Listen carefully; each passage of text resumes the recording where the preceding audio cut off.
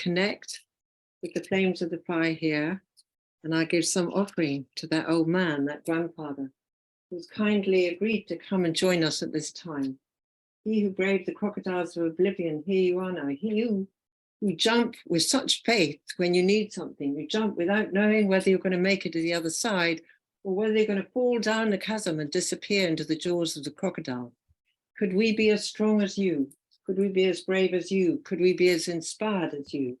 So I give a little bit of deliciousness to you and say, please don't forget us. We don't forget you.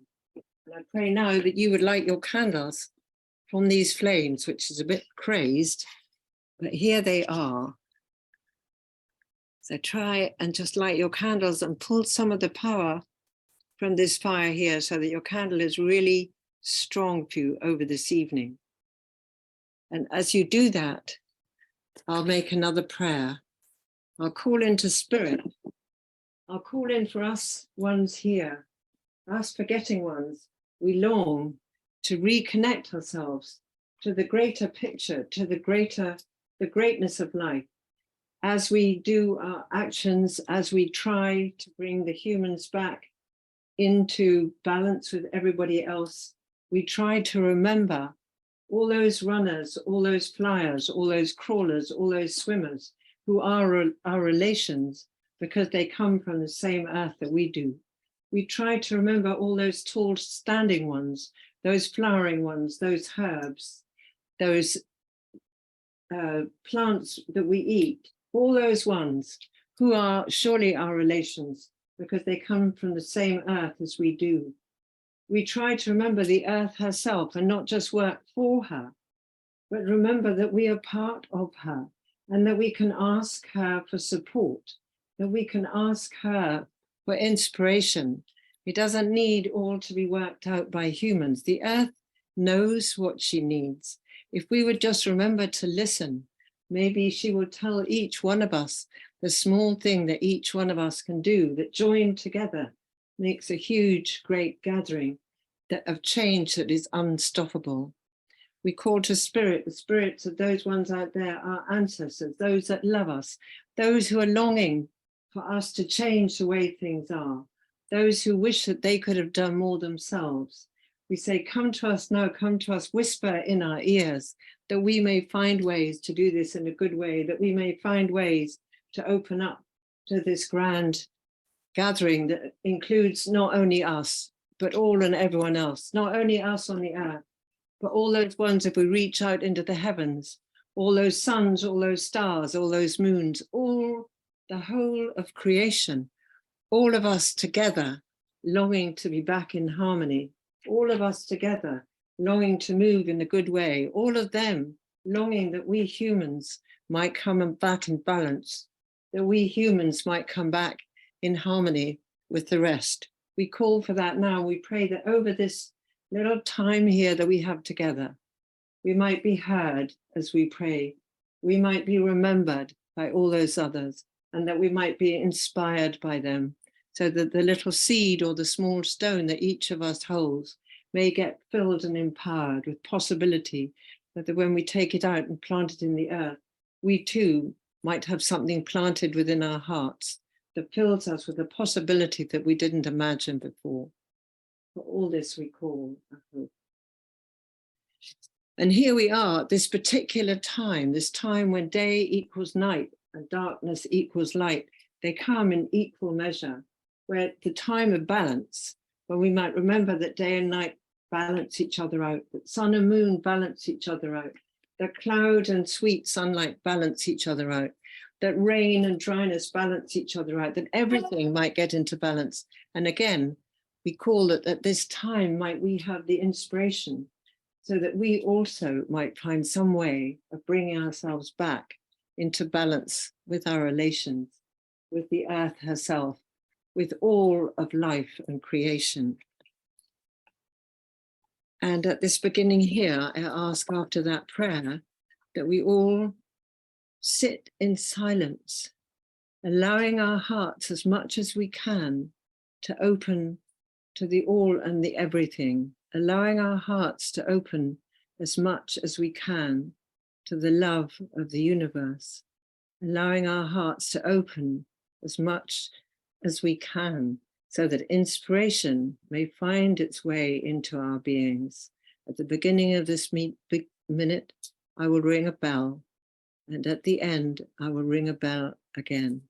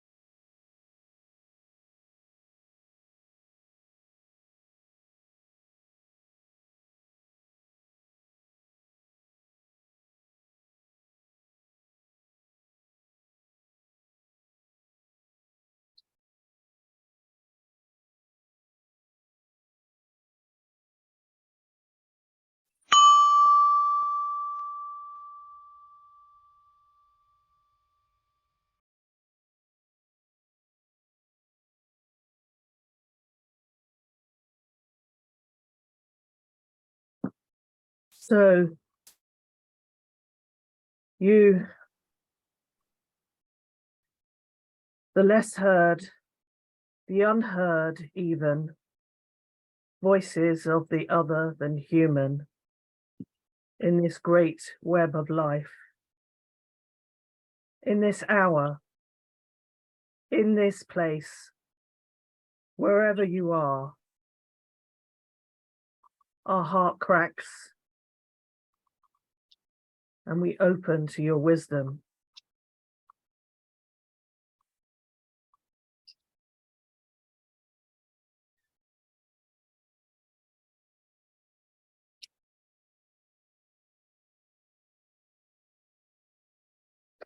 In a moment, you will hear from others of how some of the crucial elements of the bigger picture that sustain life have impacted on them, both in losing and in finding connection with this.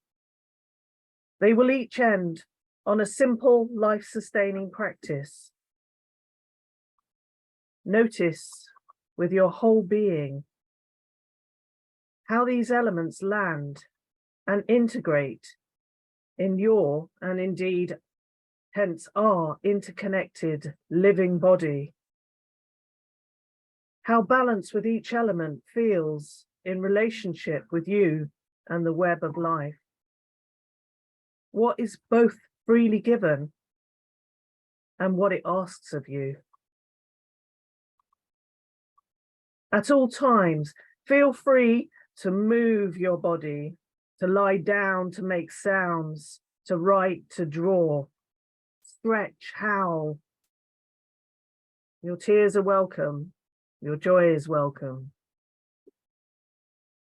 Integrate this with whatever you feel called is your truth. So, here we are, in our attempt here for the bigger picture,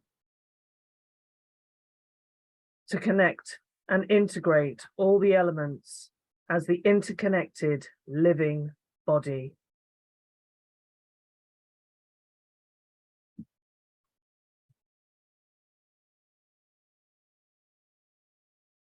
I come into my element as air. My human identity as a former airline pilot, a young boy that once stood on the shores of the estuary of the River Thames looking up at the air show and being inspired by the red arrows, desperately longing to be up in the vastness of the sky. that which we can name but has no real place. And when I finally achieved that dream as a 12-year-old, my first flying lesson, my nervous mother asking the instructor if he had enough fuel and aerobatics by 14, and the sense of freedom and tranquility,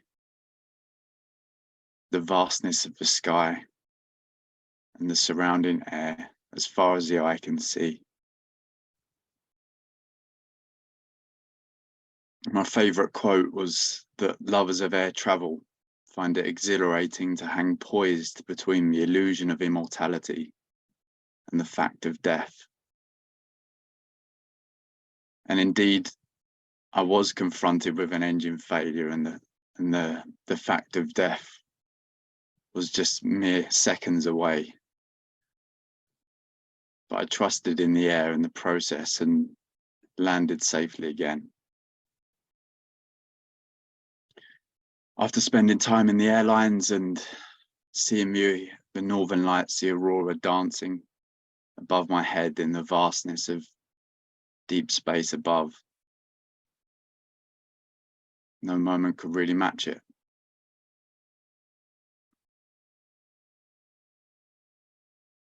I now find myself as an activist within Extinction Rebellion, and a conscience that no longer allows me to take to the air. There's always that longing, that inner child longing to be back in that vastness of the sky. But for now, that will have to live in my heart, because there's real work to be done. And I find myself with Extinction Rebellion, and more recently with Being the Change Affinity Network, and the work that they're doing connecting with communities of resistance all around the world that have been in the struggle for a very long time, through the acronym of PRAILA, which stands for Planet Repairs, Action, Learning, Educational Revolution, and the intention to move towards a pluriversal world and a co-liberation of all beings in true solidarity, grounded in community, knowing the needs of our own communities, so that we may build the web across our home, beyond borders and states. So the bigger picture for me brings this: I know I am the sky, that vastness connected to all beings. I inspire, and others inspire me in this vast web. In April, I'll be part of the bigger picture Food for Life. Blessed air, thank you for our being.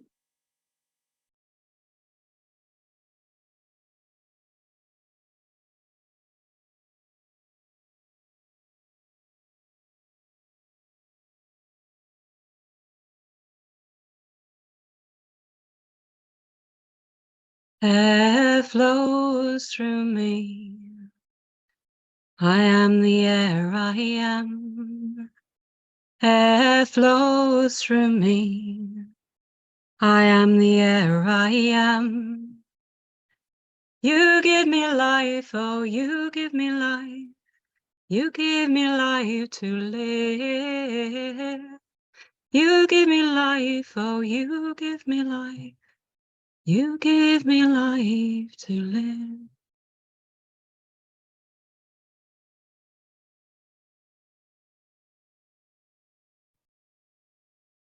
So I invite you now to feel the air as it passes through your nostrils.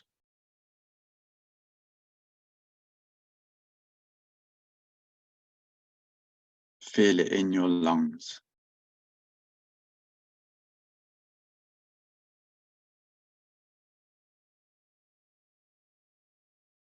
Taste it in your mouth.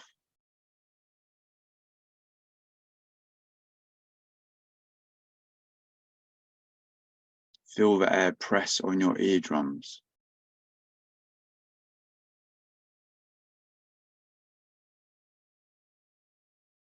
Feel it on your skin.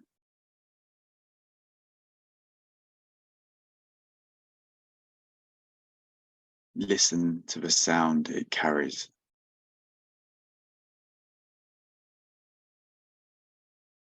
These lungs of the earth. Your connection to life and all green things. And every being for 4.5 billion years.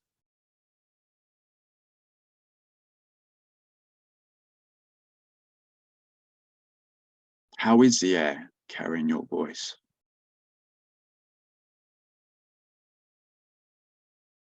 What song does it carry for you?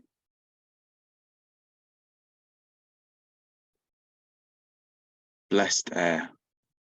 Again, thank you for our being.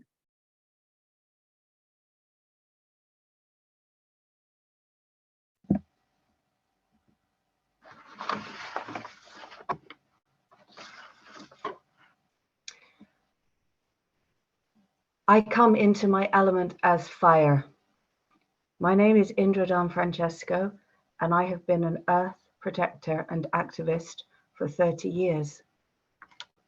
As a small girl, I burned brightly, but this was considered wrong, as small people's flames are not supposed to be seen.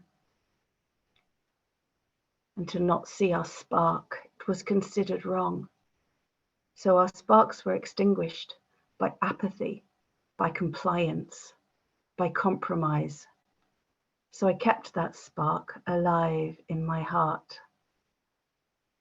As I grew, I had children and I passed my spark to them, and I kept the flame in my heart. And then in 1992, I met other sparks, and I realized that putting those sparks together ignited. It ignited a movement, a direct action movement. It was called the Road Protest. Earth First exploded into the world and into my life. We physically put ourselves in front of earth-destroying machines, up and down the country, in front of ancient woodlands, waterways, meadows. We had found each other who burned brightly together, and our flames shone with a message of justice and of courage and of life's spark. I'm now a mother and an elder in my community, but I still hold that fire. I hold that fire for others, and I recognize the little flames that come, the new young women and young men who come in, who are guided like little moths to a flame. And I helped to teach them to tender that flame.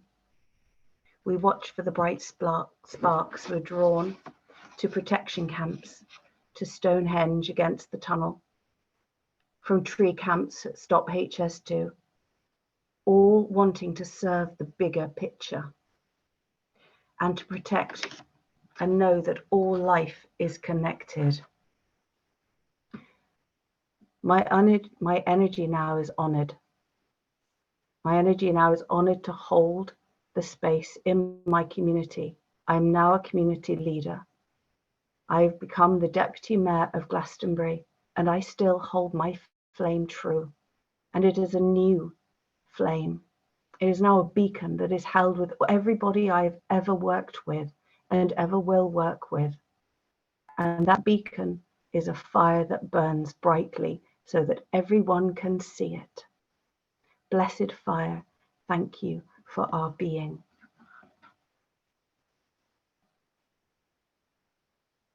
Fire flows through me. I am the fire, I am. Fire flows through me. I am the fire, I am. You give me life, oh, you give me life. You give me life to live. You give me life, oh, you give me life. You give me life to live. Bless. Thank you.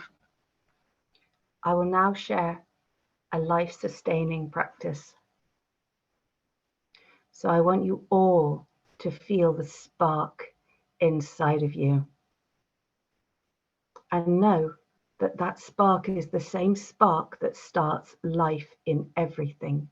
And we share it. It's what we all have in common. Life wants life. The sinus nodes in your heart fires an electrical impulse at regular intervals that cause your heart to beat.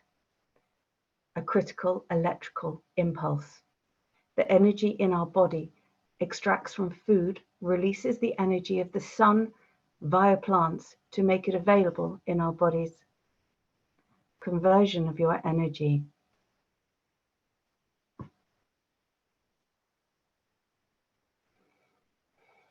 Into movement and potential fire and responsibility. Being in this element gifts to you. The choice to turn something creative or destructive ends. How could you bring more balance when needed to focus your power, your passion, your energy effectively for yourself and for others? Blessed fire. Again, thank you for our being.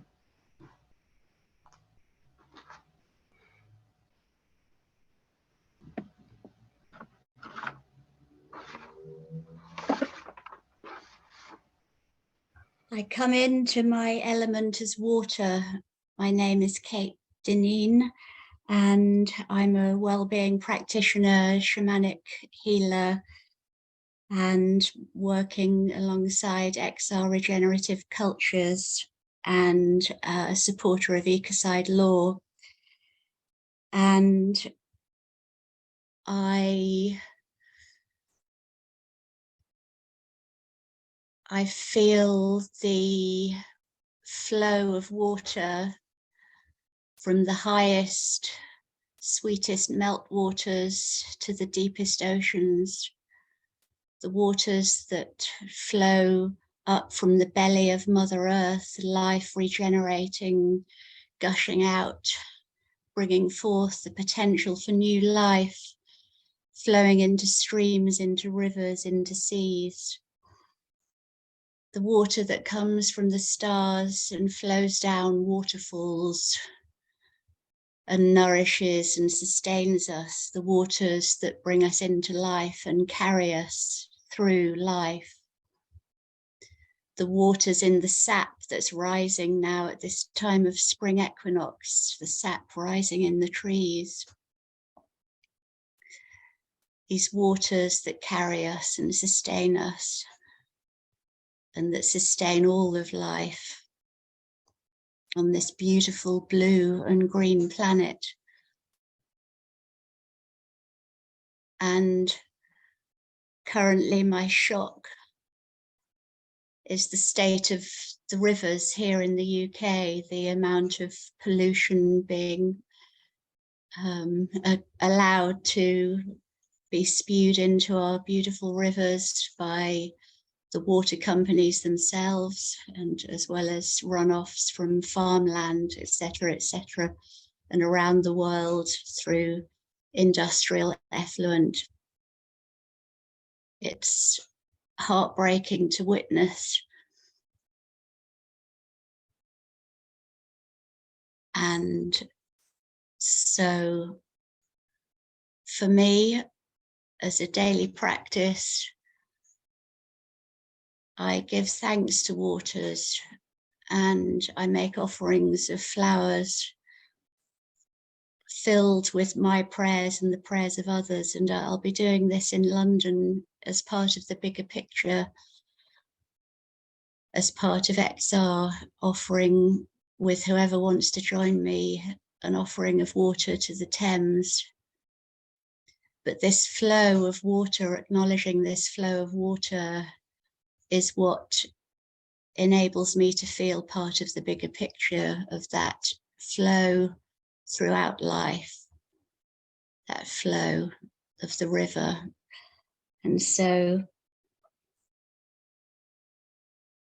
blessed water, thank you. Thank you for our being. Water flows through me. I am the water, I am. Water flows through me. I am the water, I am. You give me life, oh, you give me life. You give me life to live. You give me life, oh, you give me life. You give me life to live.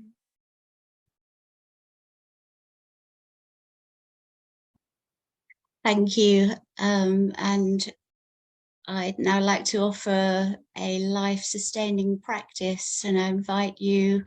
I have some water which I collected at Blickmead Spring, which is near Stonehenge, and it's where our Mesolithic ancestors dreamed Stonehenge. And I want to invite you to all the waters that you put up in the chat where you live, to imagine putting your tail in the water. Imagine sending a tail down from your coccyx to the waters close to you, or any waters in the world that you love and you relate to, or the underground waters. Send your tail down into the mother waters and release any heavy energy, anything that you're ready to let go of now, knowing and trusting that any heavy energy can be mulched by Mother Earth and can be mulched and washed away by the waters. And in return, drink up life-sustaining, healing energies from the waters. Pull them up through your tail, up your spine, following the spinal pulse of the fluids of the spine into your brains. And let those water wash your brains and flow back down your spine and out. And with love and gratitude, thank you, Mother Waters. Thank you for cleansing us and nourishing us. Anything that's ready to be washed away, let it be, feel it be pulled away from you. And then take another deep drink of healing nectar from the Mother Waters and feel it flow into every cell of your body, every cell, feeling it illuminated by this life-sustaining water. And then imagine a process of expiration, of releasing the waters from your skin.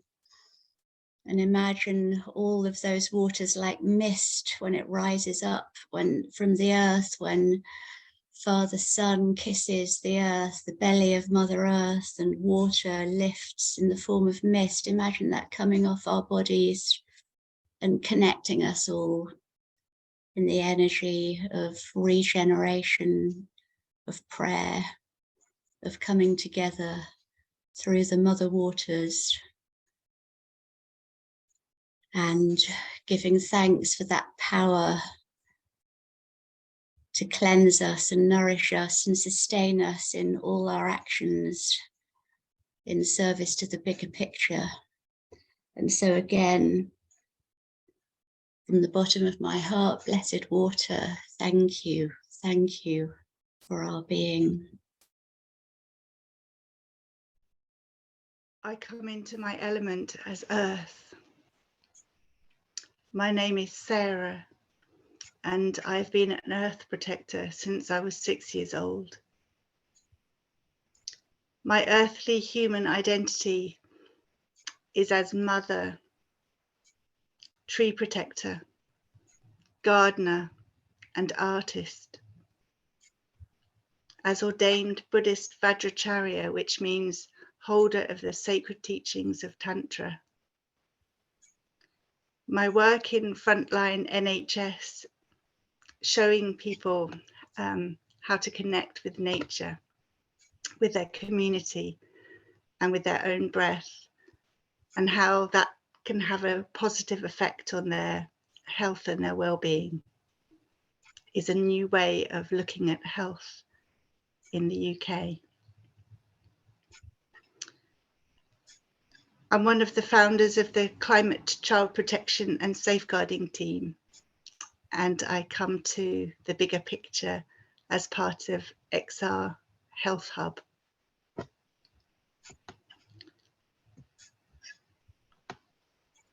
As a child, I encountered Earth, climbing the mountains of Snowdonia with my father in his backpack. I talked into his ear and listened to him breathing as he climbed. And as he climbed the rock, I could see in the tiny crags and cracks of the rock face, the tiny moss and lichen, the curiosity of a child with microscopic vision looking deeply into that moss and lichen.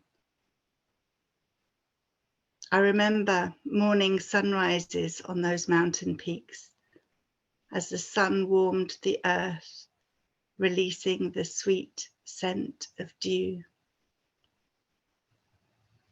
I remember growing up next to a woodland,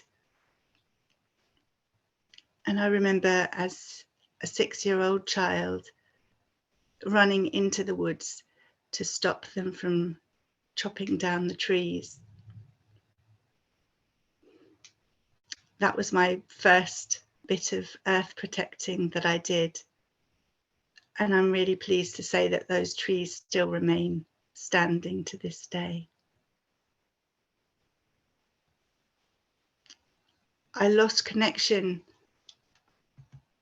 by needing to grow my family and protect my family as a single mother and sole breadwinner. Needing to micromanage the flow of earth energy as money. But now I recognize myself as part of the mycelial networks we gain from community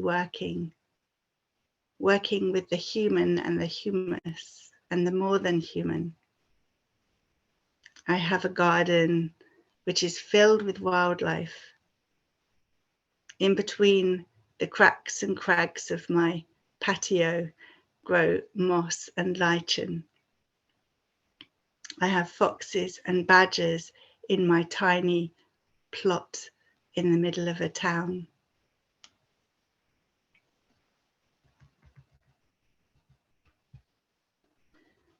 I'm sitting in front of a beautiful willow, some beautiful willow fronds that I collected yesterday from a tree that was right down by the ocean, in a little island.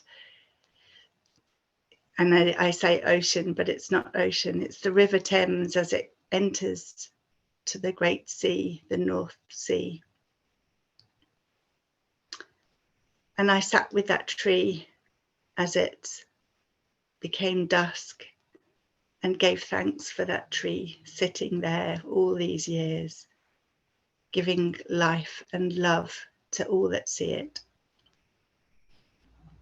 Giving thanks for Earth, our mother who grounds us and nurtures us, feeds, clothes and houses us, who provides us with the atmosphere to breathe, and who holds us at the end of life. Blessed are you, earth. We give thanks for your being. Earth flows through me. I am the earth, I am. Earth flows through me. I am the earth, I am. You give me life, oh, you give me life. You give me life to live. You give me life, oh, you give me life. You give me life to live.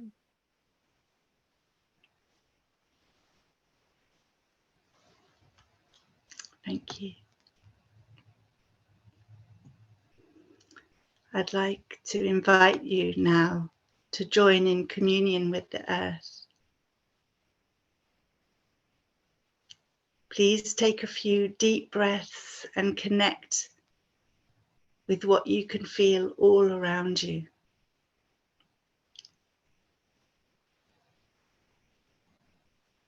The cloth of where you're sitting,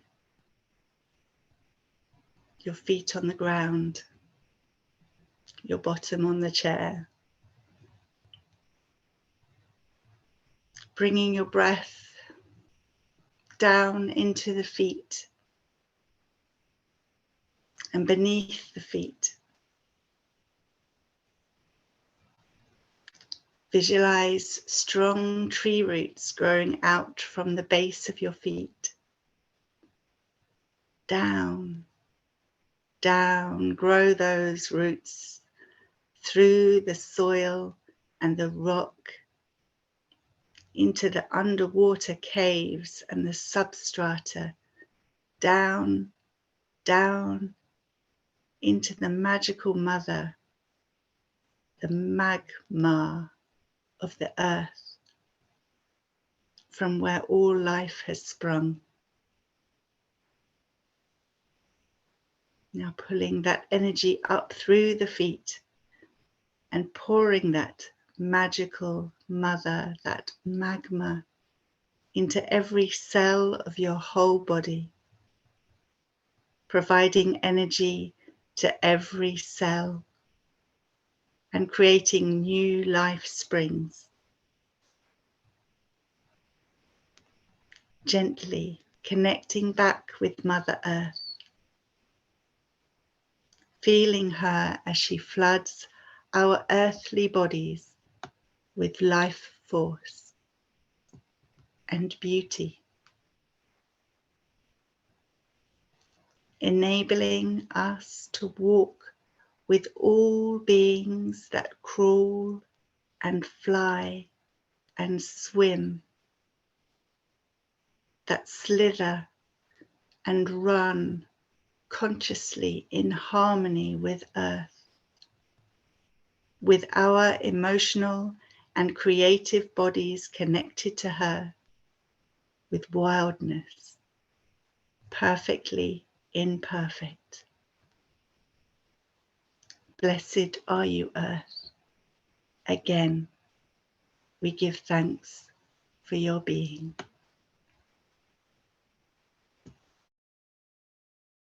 Hello, everyone.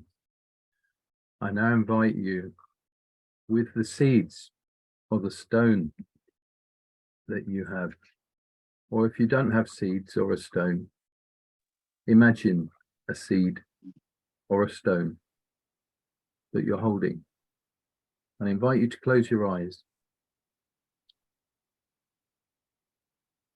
And on behalf of our collective intentions, Kitty has gathered some willow fronds, which are in water.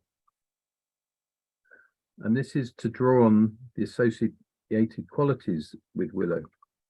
In Celtic lore, it's associated with the month of April, a month when our actions build and culminate.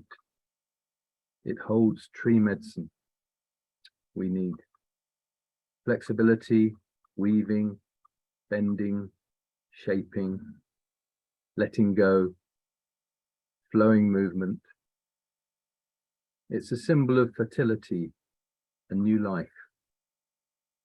A willow branch can be planted in the ground, and from it, a new tree will grow in its place.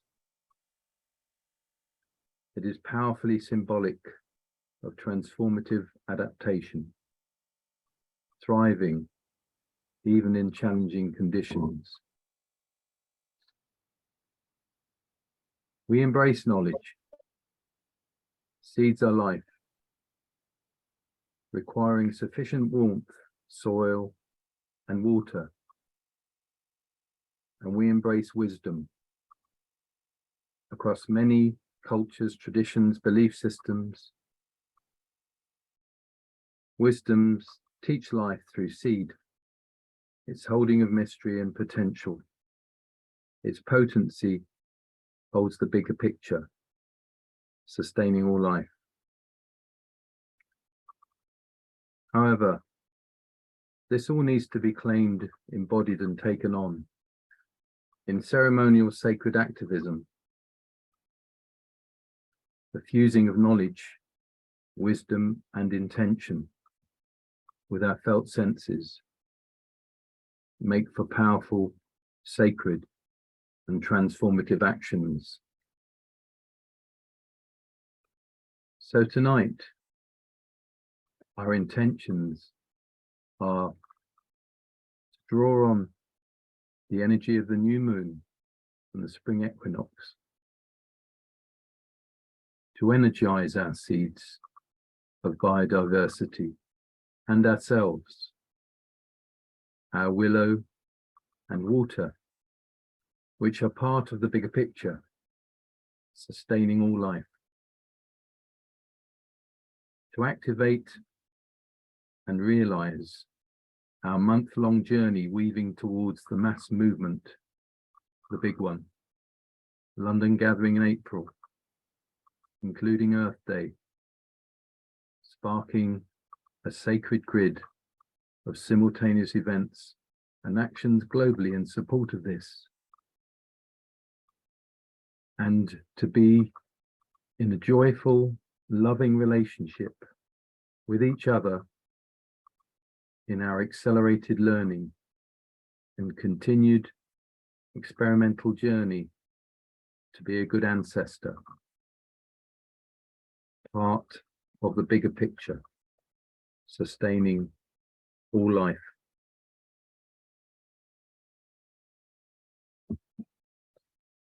So now let our sacred action begin. As we connect with our seeds, and as we connect with this willow that Kitty had as she was bringing through the element of earth. And this willow, we're dreaming in tonight its purpose for which it will be used to be in relationship with in April. That might be a basket as an offering that will then be transported in the Thames to the rivers of the waters of all the world. Or it might be woven into a bigger picture frame that we can invite people to step through and step into the bigger picture.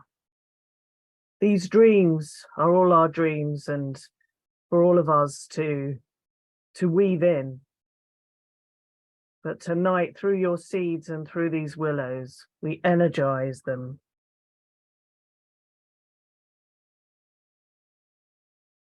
So as we connect to our seeds, life forms now, we invite all that would support us in these intentions to gather now in this hour, to gather now in this place.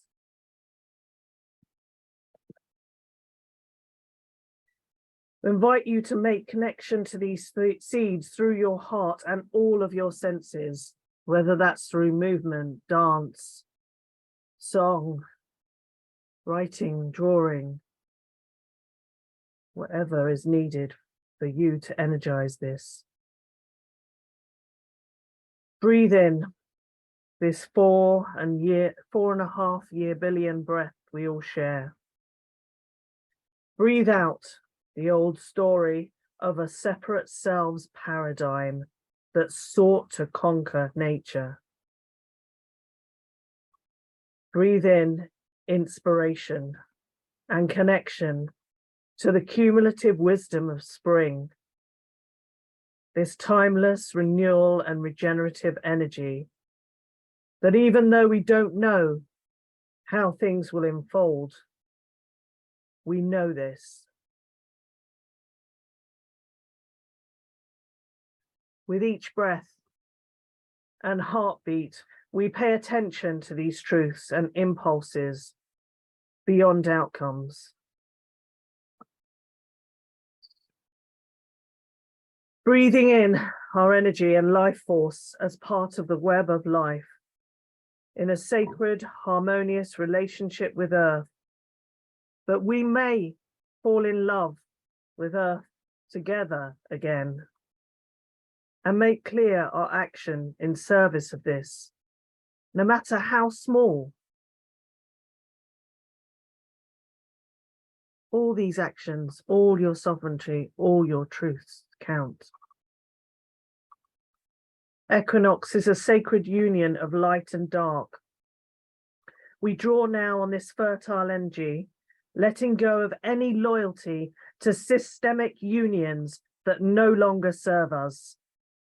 We open to the true sovereignty with land and all beings. We charge ourselves with the raw possibility of this spring awakening and season symmetry to cut through confusions and contortions, personal and collective, garnering fluency instead of control, honesty instead of management, to come back to the earth's belly and the wealth of the commons.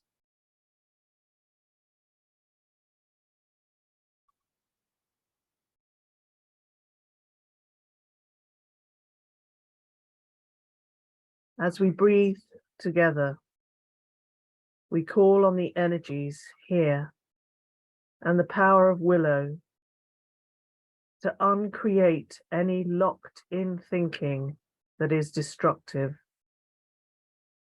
as we continue breathing, creating space together in service to a future for all life to thrive.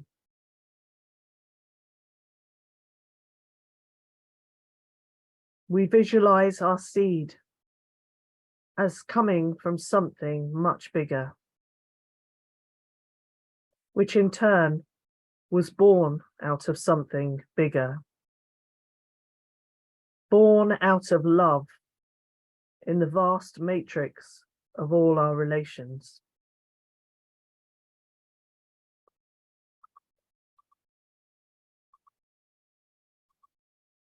We see, sense, feel, taste,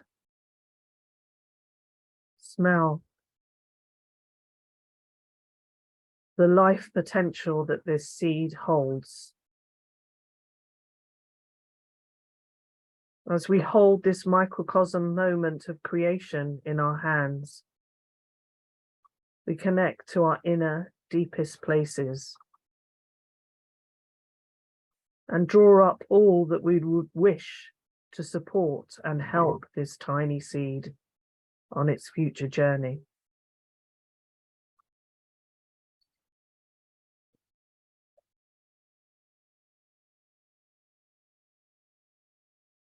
We imagine a place where this seed would feel its sense of home.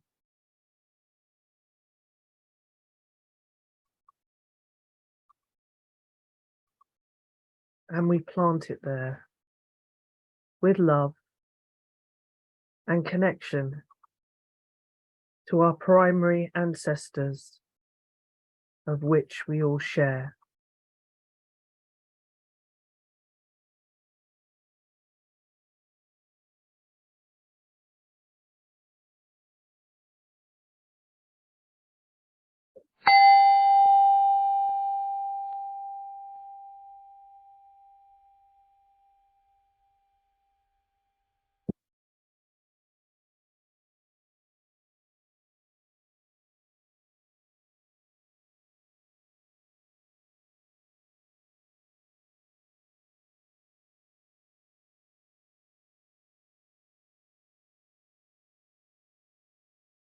Mm. So here's an invitation to feel your natural embodiment. It's natural to you. Of this action for intention setting.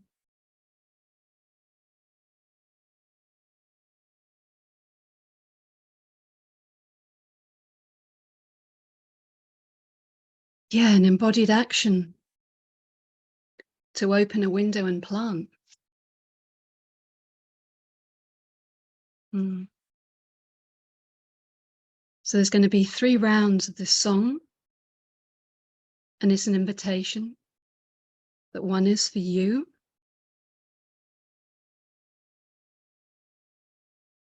One is for the events, the actions in April. And one is for the entire global family. And in the last round, if you like, you can put your right hand on your heart if it feels okay for you. And outstretch the left hand to the person next to you in this Zoom call.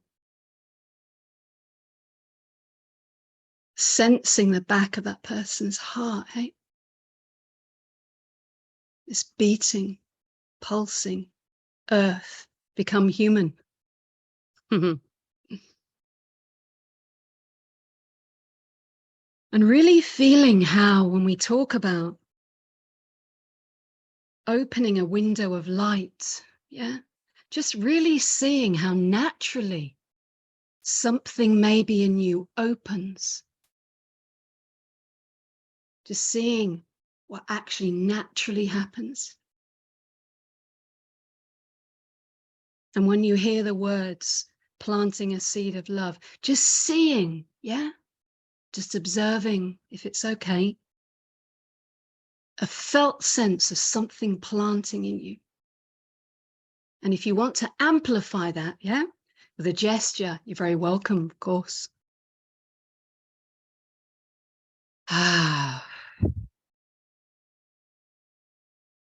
So a lot has been said, hasn't it?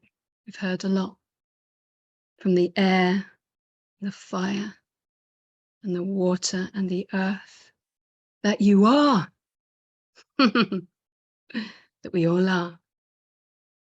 Of really feeling that full embodiment, the air, fire, earth, water. And of course, sing this together if you like. Okay, so here we go. In darkness and in light, we will always walk, and with every step that we take, we will open a window of light and plant a seed of love.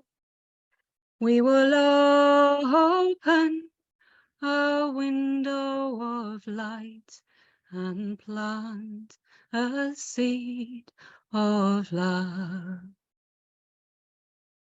In darkness and in light, we will always walk, and with every step that we take, we will open a window of light and plant a seed of love.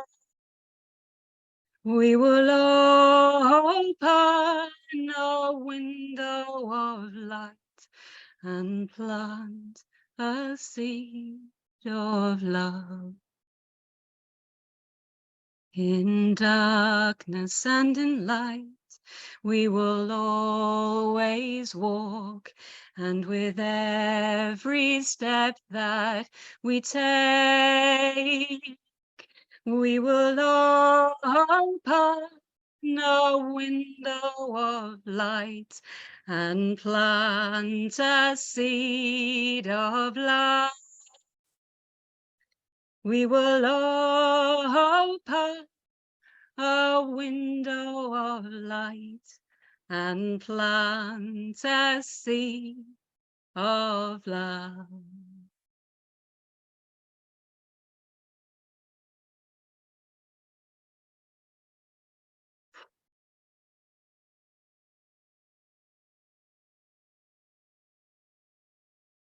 Thank you, everyone. I'm honoured to be here and very appreciative of everyone's work. I was surprised and flattered to be invited to speak.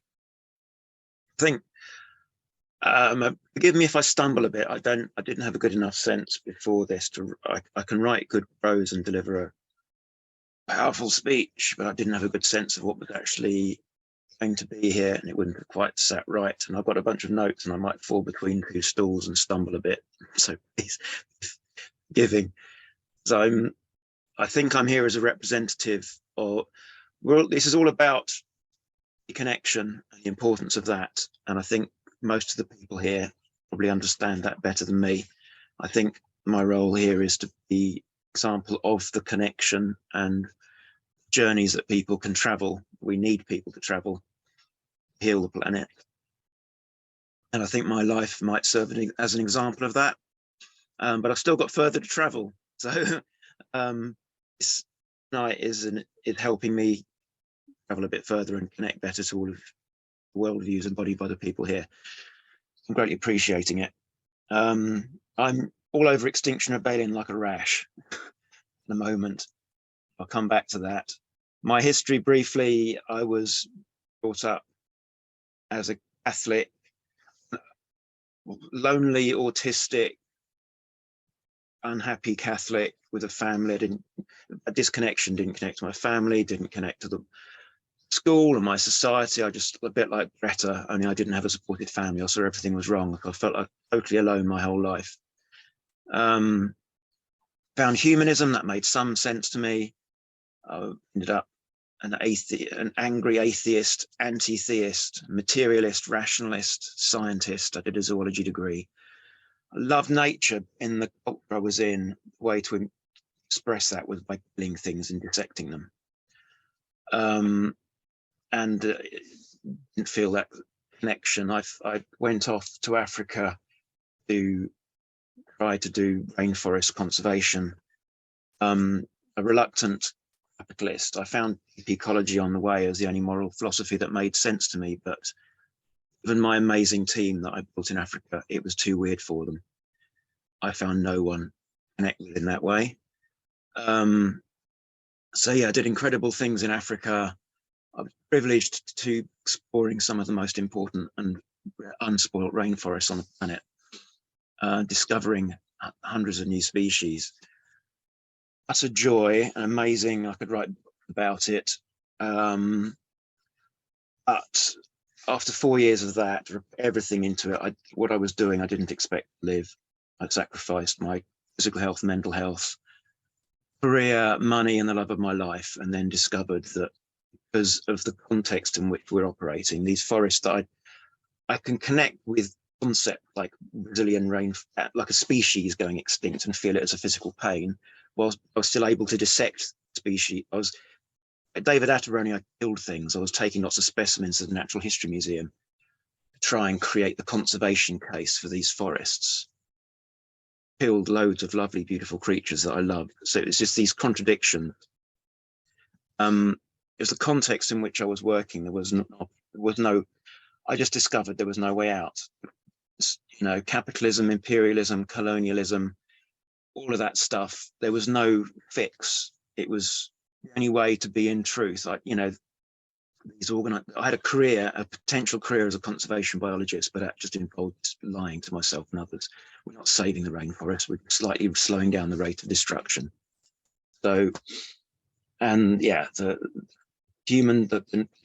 international development, disaster relief is there to sticking classes on conflicts that we've caused. International aid is there to provide levers to control an economy to prevent them developing so we can steal their raw materials. Everything I loved was a lie, and the only honest thing I could do was drop out and try and stay sane, and then spent 20 years severely depressed. So yeah, I've come a long way. I've survived. I never expected to. It's a tricky one though. I mean, it's all the problems are of separation, you know, with the system. Not one thing is the thing.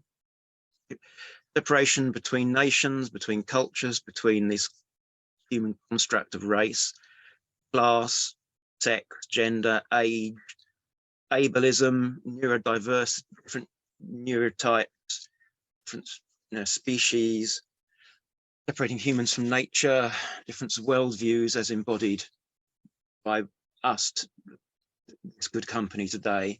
Worldview is so different from the culture that you find yourself in, probably. That's an awful lot. It's not caused by one thing, in my view. I mean, lots of people like to blame capitalism, but actually there's lots of little contributors, I think. It got worse with neoliberalism. It started going wrong with the Romans. They had mass production then. Technology. There's an argument that it's all about technology and there's no way out of this without ending technology. Things went wrong with agriculture too, and tool use, money, property, the creation of the nation state. Science, though I love it, I love the wonders that science gives. We don't have the wise culture to use it without destroying what it studies. And even there's an argument that it went wrong with symbolic thought. So humans are just too good. It's all a bit overwhelming. There's no easy fix. So I thought. I ended up coming out. What helped me come out of my depression was finding Extinction Rebellion. At least they were doing something different. Hadn't been tried before, so it had a non-zero chance of working. And if I didn't give it everything, I'm a hypocrite. I worked with the founders and been doing this since 2015, really. I've tried to help Extinction Rebellion travel too. At the beginning, its success was founded on it being vague about a bunch of stuff. It took this political analysis out. Talk about justice, and that still doesn't talk about capitalism or patriarchy or any of this stuff. It doesn't. Yeah, it was the most successful mass movement in human history, I think, by a factor of 10, bang for buck or something. But still, it's founded, and I've watched it start to begin to tell the now and tell a fuller story and start to put back in the politics and start to put back in talking about justice. And instead of seeing one of the appeals of exiles, there's so many things wrong with the world, so many different charities, so many issues. It's overwhelming. There's not enough people fighting all these fires. There's just one thing lighting all the fires. If we can all come together and tackle that one thing, it's the only way out of this, I think. And I think Extinction Rebellion part of the reason it succeeded and why so many of us joined and loved it, because it wasn't just a protest campaign for 3 demands for citizens' assemblies. It brought in regenerative cultures and principles and values and things like that. It hadn't really spoken much about it. Within it was the potential for culture change. Extinction Rebellion still does say it doesn't do solutions. It's a method for arriving at solutions. Within our mainstream context, if you talk about solutions, you end up arguing about the pros and cons of geothermal energy versus hydropower versus nuclear and solar. It all gets complicated and it just doesn't go anywhere. If you give people most people get the problem now in Britain, but then Exile doesn't give them a solution. It's talking about deliberative democracy. That's just bad psychology. I think we've had the solution all along. I think the solution is culture change. I think it's always been what got me in Exile, and it took me a long time to twig. I think that makes it simple. It's about reconnecting, and I think it's Exile's offering to the world. And if Exile doesn't realise it, we found ourselves. We can. I think my mission is to try and bring that to the world as the solution. One solution, one thing: culture change. You argue about system change, it's overwhelmingly complex, you never get there. Whereas you do culture change, it could be, Exile at the very beginning did manage to change people's culture without being overt about it. The April Rebellion, the Pink Boat got in the news, everyone knows the Pink Boat. If you ask people who were there what moved them, it was Waterloo Bridge, the Garden Bridge, being regenerative futures. You had to be there, you felt it, it moved people. And when we held a space, our world, it feels life-changing. People come up to me, telling me it's the most important moment of their lives. So I think that's a solution. I think XR hasn't realised it had the solution, and that's what keeps me going. And it's about interconnectedness and non-adversarial, solutions to things. This sense of sacred, which as an atheist, I think we're talking about. I try and bridge this gulf between religious worldviews and I'm not expressing, I don't have the words for it to do it justice, but secular. I think as a scientist, I've seen science come a long way, and I've seen science now realize that everything is people. Science is getting, I think I see the worldviews connecting at last. Science, I was taught that only humans had inner lives and everything else was like robots. That's rubbish. That was bad science. And science, pleased to see scientists now realizing flies have emotion, spiders dream, octopus have personalities, plants learn, all of this stuff. Everything is people. And the solution is reconnecting. And that happens to be, I think, what love is about. It's about losing that sense of self, losing a barrier between you and another, a sense of being part of something bigger, the transpersonal. I think that is the solution, and it just happens to be love. And maybe we can offer up a modified, updated apology to as a way of, we don't have a moral framework left in this country. We don't have myths and stories and heroes. I think this poor, impoverished, hurting culture needs these things, and maybe we can start offering it back. And to give a bit of hope, I'll round up very quickly. I hope, apologies for not keeping track of time. In my lifetime, I'm older than I look, but the Thatcher Reagan years, I saw the worst stage in this, all the different things that contribute to the destruction of the planet. Neoliberalism happened in about a decade. It was a bunch of corporations realized that their profits were on the line, and they hired PR, marketing agencies, lobbyists. They got hold of the press, and they just implemented intentional culture change on this dominant culture. Minority but dominant culture. He taught us lies, the opposite of the truth, like greed is good and there's no such thing as society. Tell a lie often enough, people buy it. It was done to us, we can undo it. It happened in 10 or 20 years. We can do it. Gives me hope that we can undo this damage. You can change culture intentionally. It was done to us. It ruined the world, and maybe we can do it back again. And so I was asked to say what the kind of things I'm up to in case people want to connect and stuff. I'm currently in XR, UK regenerative cultures, in action support with stewards and process liaison embedding non-violent in the London region, Haringey, sister group, action circle. There's also this concept of nature rebellion, which it's probably going to take my energies now, and I would want to connect that. This is overlaps between this and regenerative cultures and the nature rebellion thing. So I'm trying to learn and connect these things and come to the big one. It's a great outreach opportunity. Extinction Rebellion needs our help, mostly full of people who don't understand stuff yet, still separated, and we need to unite to survive, and that's what it's all about. So please come and help the culture change that we need. Thank you all.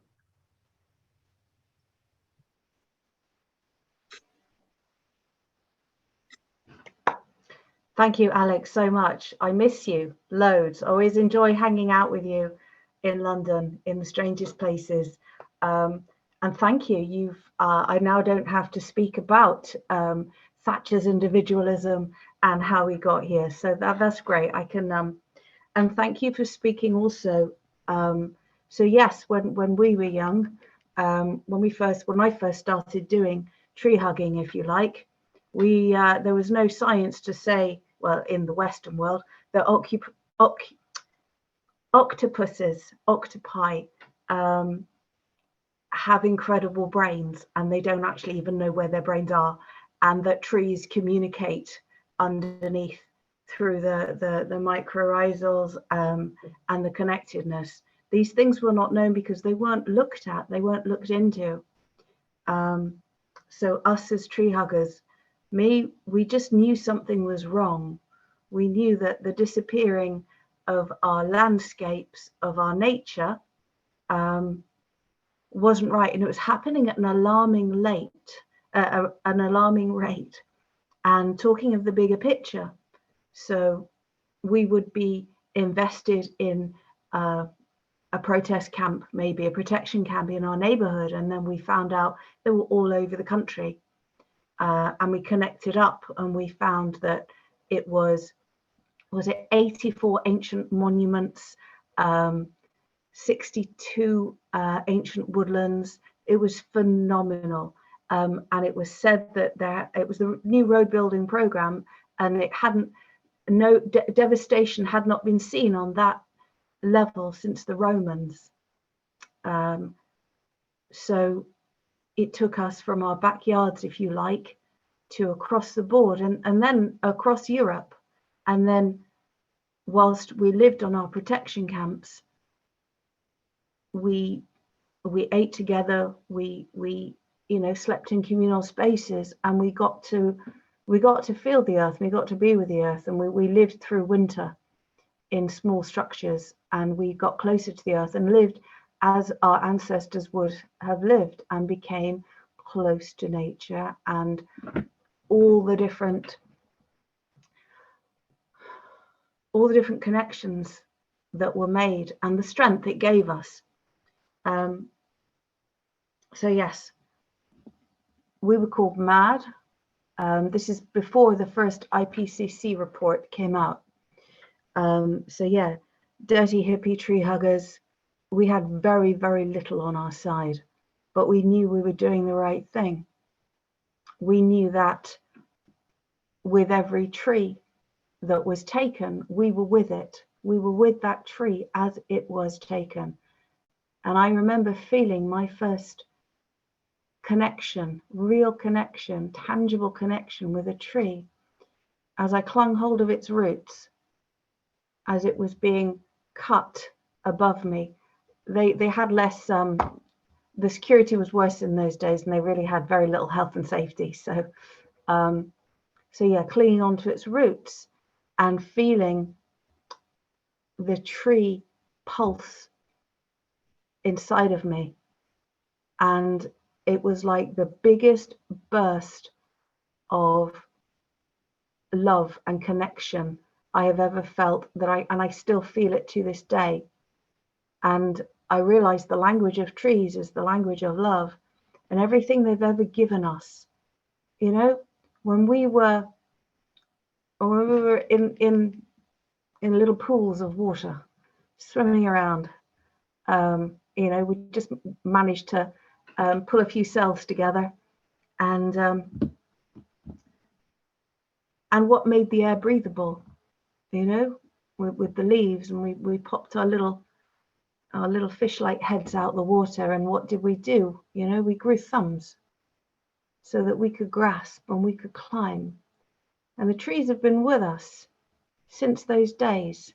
Trees were here before us, and as we came out of our little pools, little slime pools, and it gave us things to eat, and the trees gave us shelter and fixed the atmosphere for us. And to this day, from our cradle to our coffins, to what we read on, to what we to how we sit and what we eat off, everything has been given by trees. And that was like a flash that came through me. And that it was interesting because I went to Peru. Basically, there was they were doing a road program out there, and they were cutting down trees, and I went on a little mission to give them some computer equipment and some batteries so that they could document all their flora and fauna that was being basically taken up by chemical companies. Anyway, so I was driving away down the mountains, and I looked back, and I heard the trees, and I went, oh, the trees are talking, that's nice. And I realized they were talking the same language. It was like, oh my gosh, there is no borders. So yeah, there's no borders, there's no, life, the interconnectedness of life, the bigger picture, that we are all connected and we are nature. So yeah, living on the land, we learn more about history and the connectedness and the tribal living around the world, around the globe. Some tribes live like it today, and how they are protecting the land and how they are connected to the land and the sacredness. I learned about sacredness, and before I knew about sacred activism, we used to say sacred battle, because each time we entered into a battle, we had to learn, because we weren't, we might have been born to this, but we're not, we're humans. So each time, how to keep ourselves resilient, how to build that. We didn't have things like burnout. We didn't know what burnout was. We soon did. That's why you don't see many activists from the 90s around anymore. Because that's XR learnt an awful lot. It learnt about sacred activism. It learnt about resilience. It learnt about burnout, resilient cultures. It's keeping the fires going. So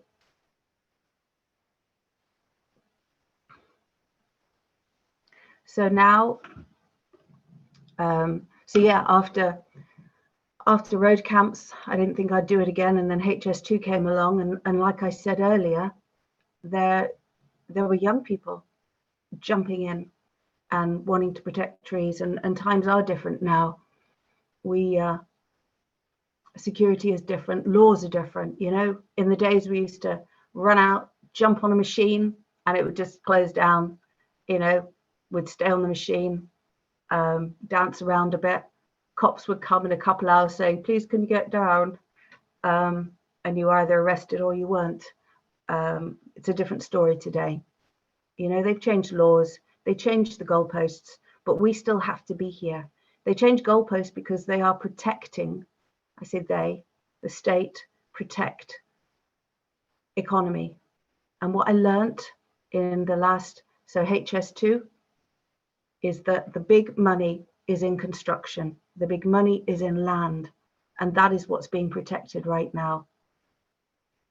And I would encourage anyone after the big one in London to find a protection camp and to stand in front of machines, because that is where the next battle is going to be. And by saving trees, by saving ecology, we are saving it for the next generations. I just want to end with reading this part we wrote about insurrectionary ecology. So when we see history as a series of events, or even worse, perceive ourselves as an isolated bubble of moving time disconnected from the past, we are disempowered. Our actions, any actions, seem like pissing in the ocean in the face of our opposition. But our actions are not isolated events. They are explosions in a web of relations, many unforeseen. The project of liberation has been vying with domination for thousands of years, and it continues.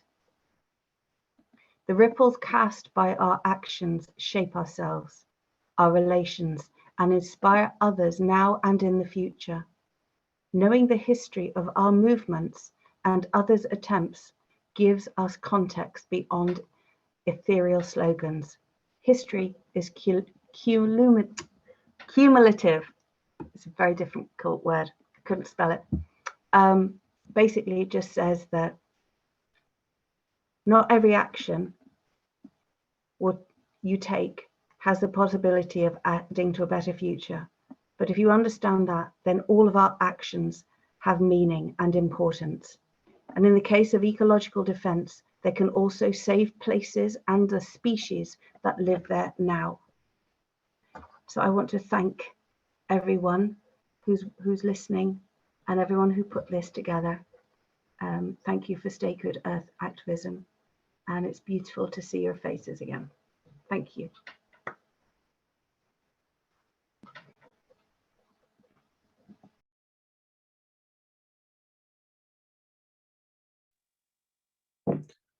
Hello, everyone. Just want to check everyone can hear me okay. Yeah, brilliant. Okay. It's really fucking inspiring to see and to understand how the mycelium that is this entire earth works through us. And it's really fucking inspiring to understand and to feel that we are not alone and that there are different people holding different puzzle pieces of the whole. And if there is one thing coming on this call, listening to everyone, that's showing me is that there is that beauty in that. And through that, through us each holding different pieces of that whole puzzle, that this is possible. And I'd love to share a little bit about what the puzzle piece, or I feel that myself and a number of people are holding. But first, I'd love to just share a poem with you all. And before that, I'd really love if we could just unmute for a second. If everyone can unmute and just take a couple of deep breaths together. I know from the calibration of my own nervous system that it really helps to hear other people breathing. And so I just love if we could just take a couple of breaths, if we could just unmute.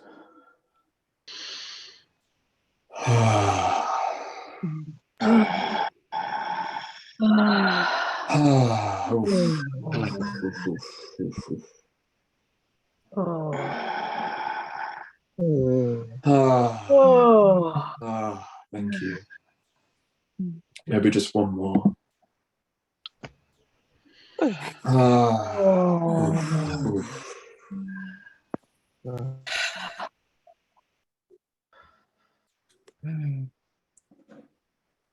This is a poem called "And the Earth Shall Bear Again." And you're welcome to close your eyes, stare at me, however you want to do this. This earth is all we have. This earth is all we have left to breathe with. This earth rising and falling through us. Each breath bringing an awe and an ache, an impossible fragileness to this soft human body that knows without breath it would remain a riverbed without thunder, a sky without storm. So the breath of this one world breathes, and all the great oceans breathe with it. And so our bodies become alive between the strike of lightning rooting down and the sap of this earth rising up through them to meet it. This earth is all we have, and we are no longer above the voltage necessary to leave the whole of it lifeless. The gun is held to our heads, and the hands of the holder are tied. And they are our hands. They are our hands, and still the earth in our hands is all we have to heal us. Yes, the green moss and the dew and the small soft soil we have left are both the terror and the cure. Each night I feel of both hope entering me and my fear going off again, traversing the far horizon, listening always for the tremor in my gut that is the sure signal of this world imploding. And why am I still so afraid of the nature inside and outside of myself, of these hands that can both break and be broken? How the animal in my mouth could tear the marrow clean out of you and also set its moist tongue down to heal the wound. That I am the earth and I am fucking terrified of losing it. That I am the night sky and I am terrified of the gathering darkness. And yet all I know is that in this night we are not alone. I repeat the words as prayer. In this night we're not alone. And that hope is the wildfire catching flame inside of us. I repeat, we are not alone. And that our hands are bound to the same burning mast is the only song I sing to the mountains that the mountains actually answer. All I want to live, all I want is to live what time I have left with the miracle of this earth singing inside of me. This is my prayer, that we are here to live through this. This is my prayer, that only through facing together the possibility of the world we love dying, can we remember that we are the earth and allow it through us to finally breathe.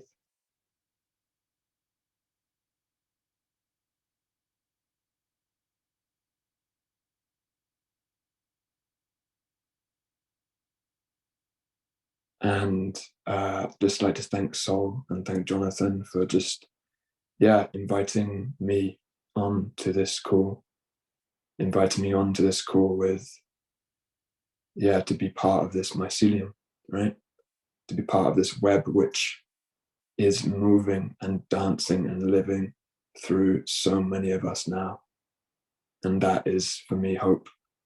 That for me is the living ecstatic aliveness of our own bodies, and seeing those people who are holding and carrying each small flame of this whole.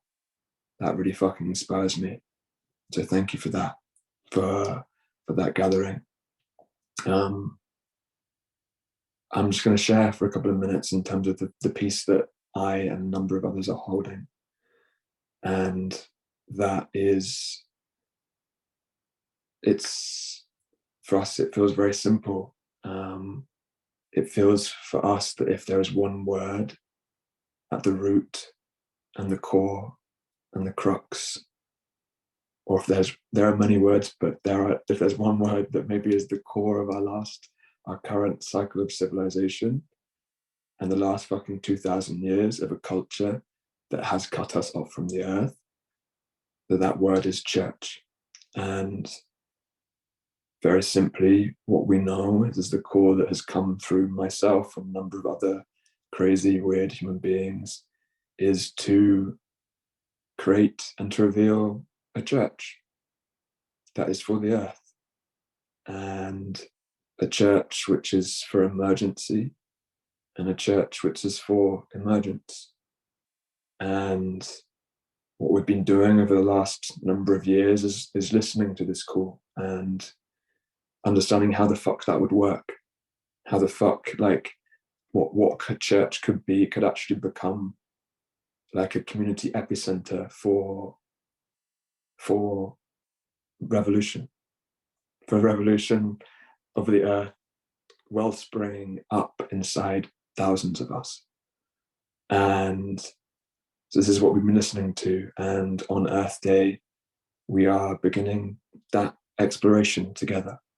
We are beginning on Earth Day with a call to understand how the earth wants to stand up inside us, how the earth wants to wellspring up through us ecstatically. And what we're creating on Earth Day is an exploration on how activism can be sourced in that remembrance of ourselves as the earth. And that's what fundamentally this thing, this mad call, it seems to be, of like completely turning church on its head and rerouting it in the mycelial nature of the earth, can actually be. And so this is what we fucking vulnerably and humbly are trying to do.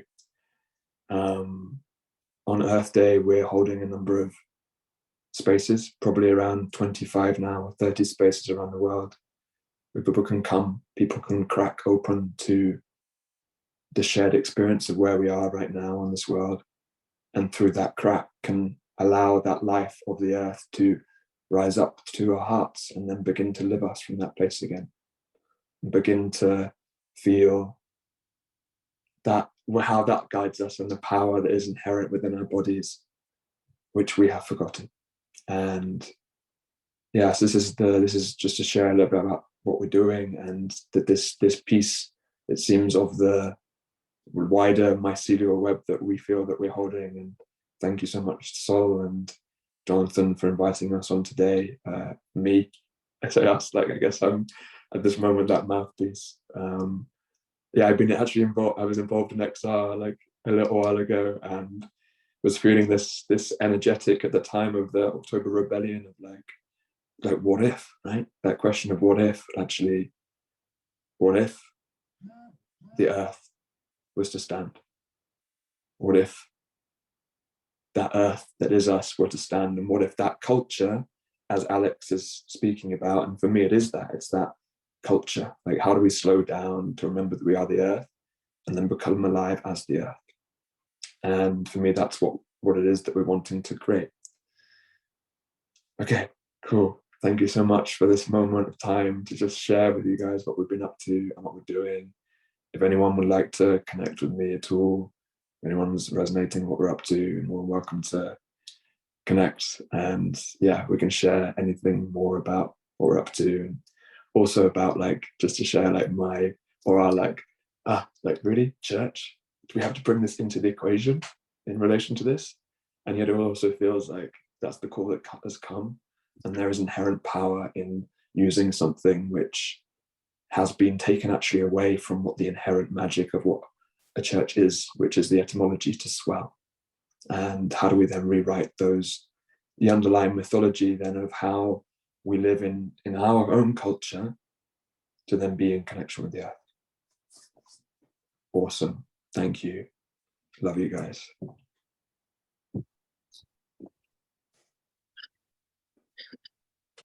Hello, I'm Jo, and I'm here to speak about the Earth Day Biodiversity Action on Saturday, the 22nd of April, from 1 to 2 in London, which is part of the big one. According to XR scientists, our natural world is in crisis. Recent rates of extinction are hundreds of times greater than in pre-human times and growing. About 1 million animal and plant species are now threatened with extinction if we don't act fast, as of course I'm sure you all know and you all feel and you all experience. The action that we're planning will be a rally and a biodiversity march with people in costume. So as a celebration and reflection to honour and respect all species endangered by this ecological crisis. And because I didn't know what this meeting would be, I realised not only beings, the physical beings, but of course we could have the non-physical beings present on that march, which would be great. So to include the whole of the beings here on this planet. It's a great opportunity. It's going to be a great opportunity for people to be very creative and to be motivated to go to the big one, because it can be colourful, it can be respectful, it can be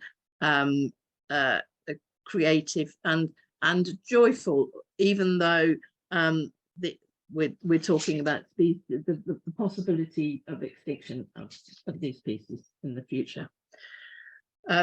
We could also represent creatures that haven't been represented before, usually, like insects and flora and fauna, and hopefully, while being in this group, I've realised the importance of it in that it could possibly connect more people to the bigger picture.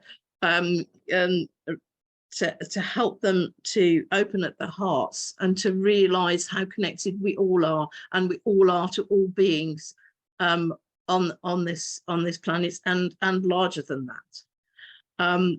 And possibly, if enough people hold the belief that there could be a deeper connection during the march, maybe that would encourage people to perhaps open their minds and experience something that they've never experienced before. So in a way, being here with you has made me realize this march could be much bigger, but it's the intention of it, perhaps. And of course, I, as part of the people that are helping to organize it, I can have the intention, but it would be great if other people have the intention to make it a bigger connection of people and beings. So there will be there'll be a march and there'll be a rally. They're going to be expert speakers and talking about the ecological crisis at home and globally, and also finding pathways to solutions through regenerative practice, ecocides law, and citizens' assemblies. There'll be a chance for outreach to connect with other people, because of course there's people from the London Marathon around, and we could we will have leaflets and people in costume on the day, so we can ask perhaps for these people to join in with us. My hope is that many people come, and many people bring whatever they wish to bring to this action, whether it's dressing in costume, whether it's helping to give a feeling to the whole action, which is more connective of all of us and all beings on earth. Thank you very much for letting me speak. And great to be here, but very interesting, because I haven't been involved in anything like this for quite a while, and it's great to be involved again. Thank you very much.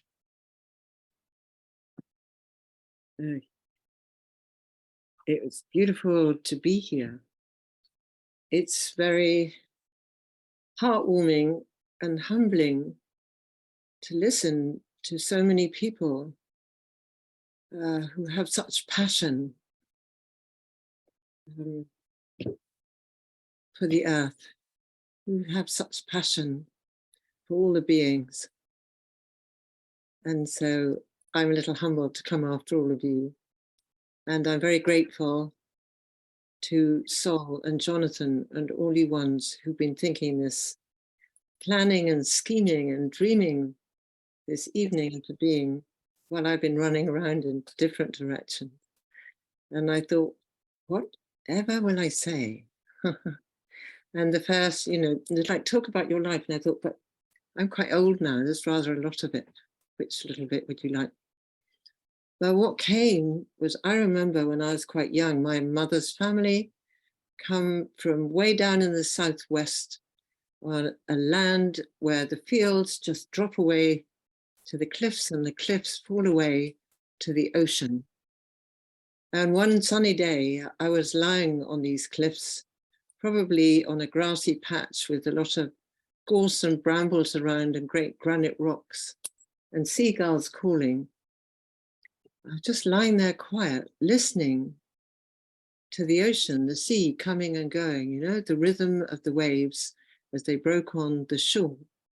And as I lay there, I started hearing the rhythm of my heart beating in my chest. And they were different, but somewhere they were also in harmony with one another. And it gave me great joy to listen to the two of us, that great ocean that we all have come from, and me,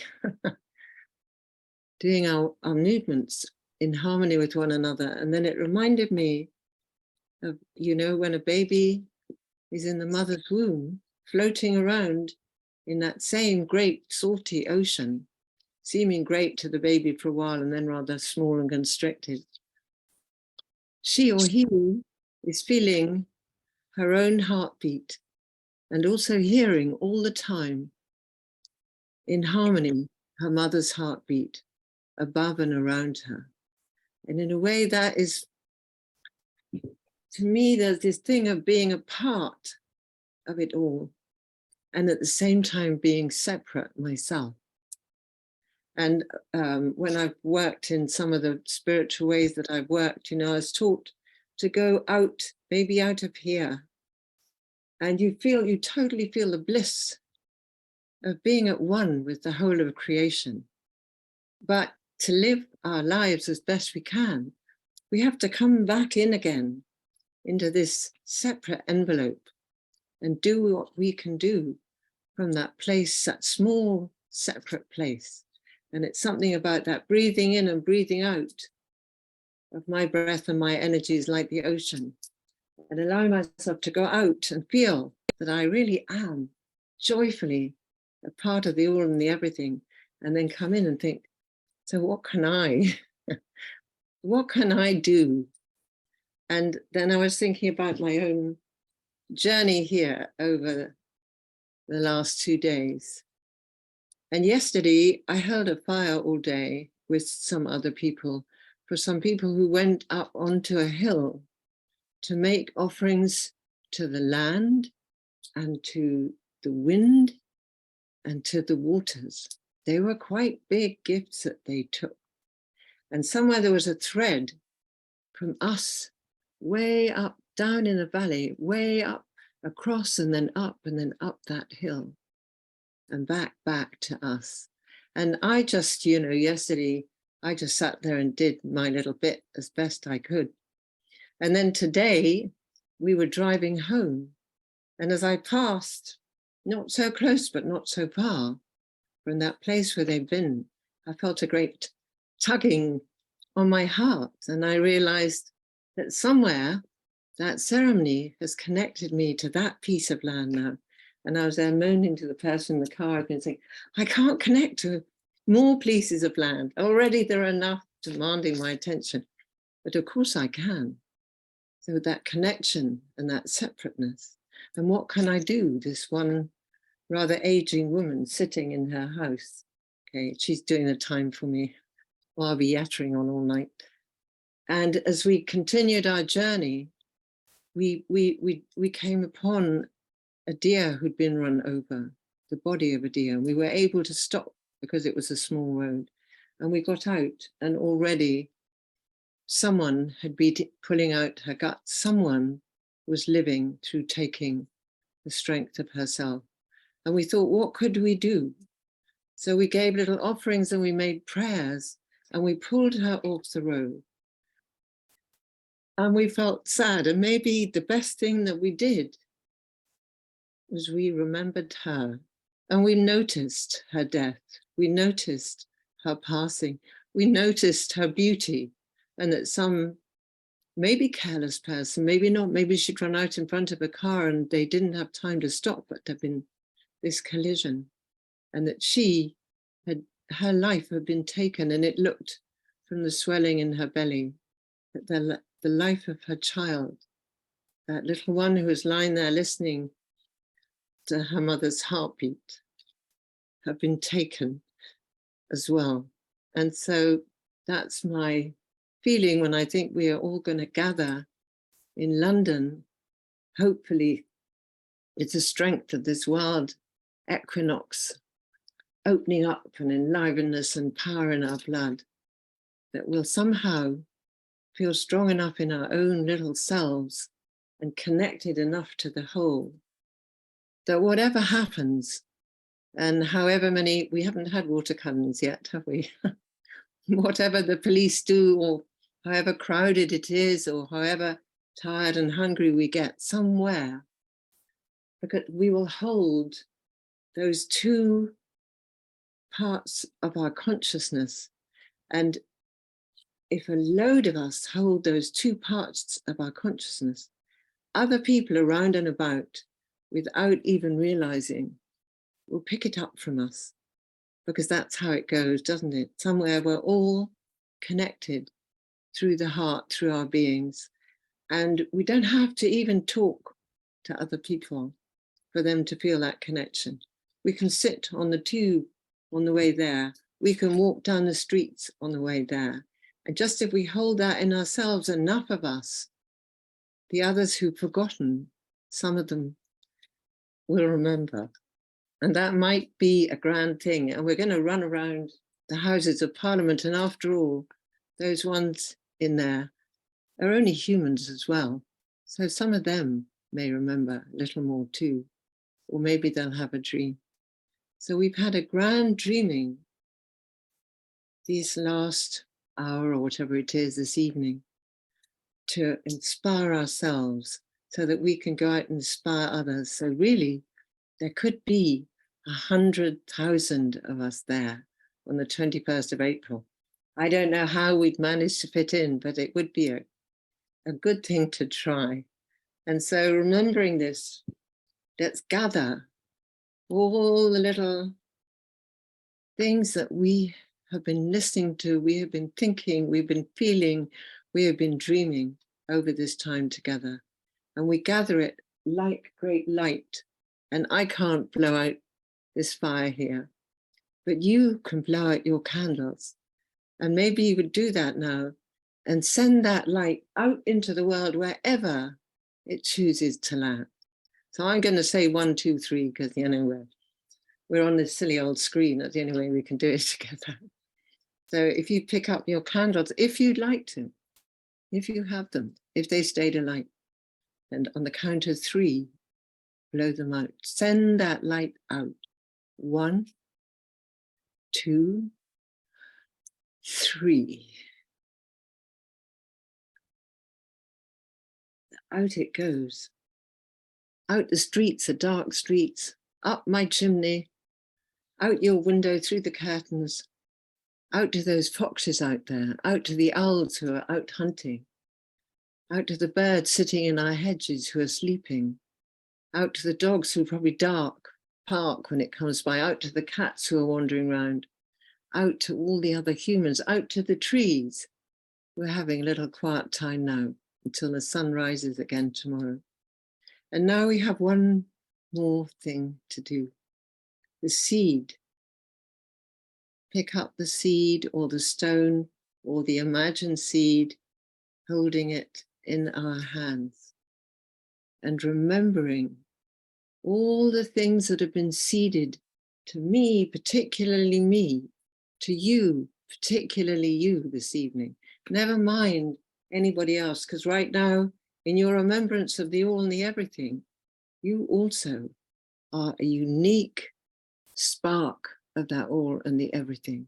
And what you seed and what I seed, or what each one of us seeds, is what's important. So I'm going to be quiet for a second, or maybe 3, so we remember what seeds do we hold from this time together.